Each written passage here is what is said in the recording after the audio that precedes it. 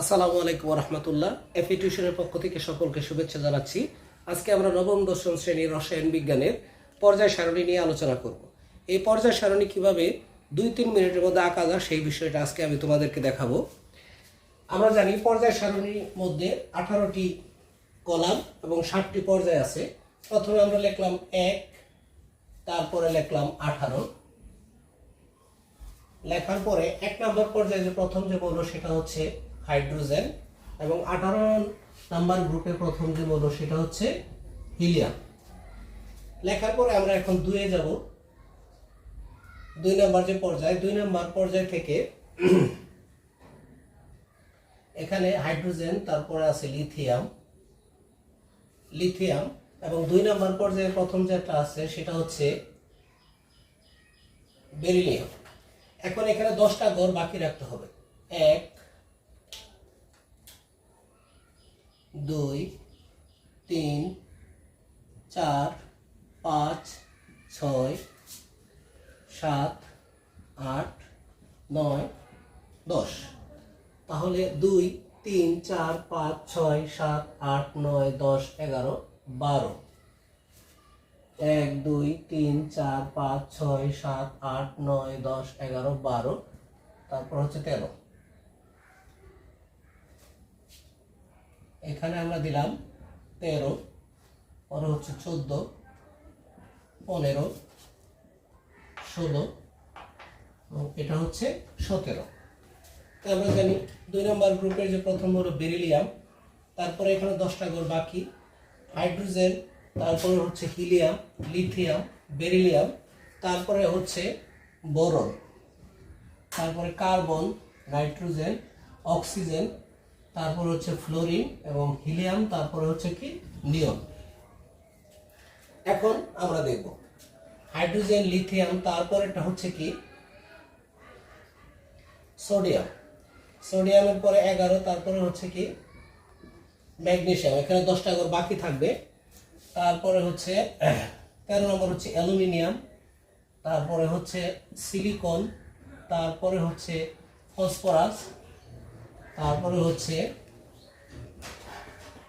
Sulphur, তারপরে chlorine এবং argon.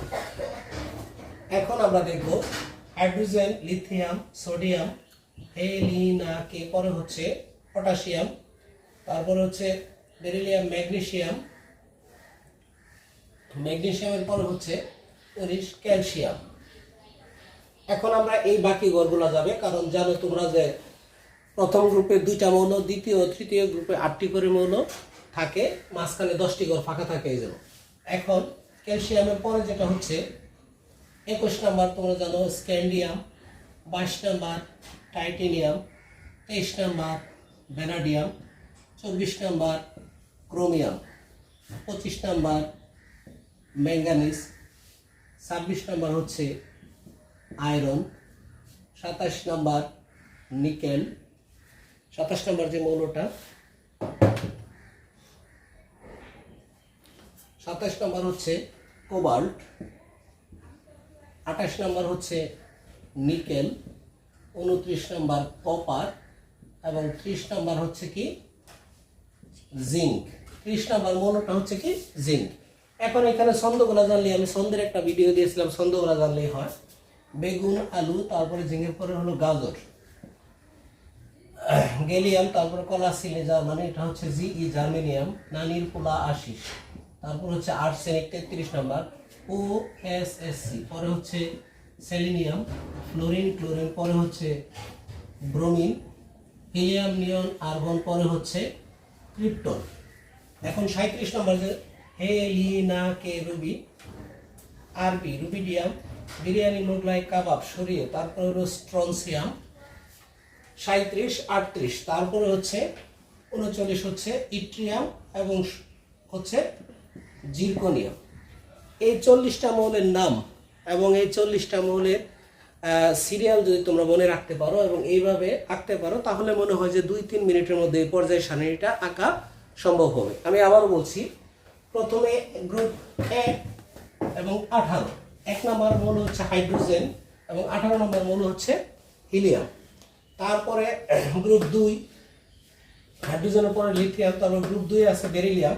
মাঝখানে আকার জন্য 10টি ঘর ফাঁকা রাখতে হবে, কারণ 2 নাম্বার এবং 3 নাম্বারে 6টি করে মৌল 8টি করে মৌল আছে, যেমন 1 2 3 4 5 6 7 8। মাঝখানে 10টি ঘর ফাঁকা এখানে ফাঁকা রেখে আঁকতে হবে।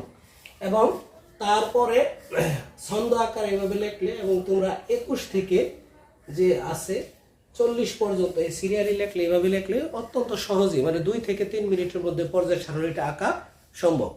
আশা করি তোমরা বুঝতে পেরেছো। পরবর্তীতে আমরা অন্য কোনো একটা ভিডিও নিয়ে হাজির হব।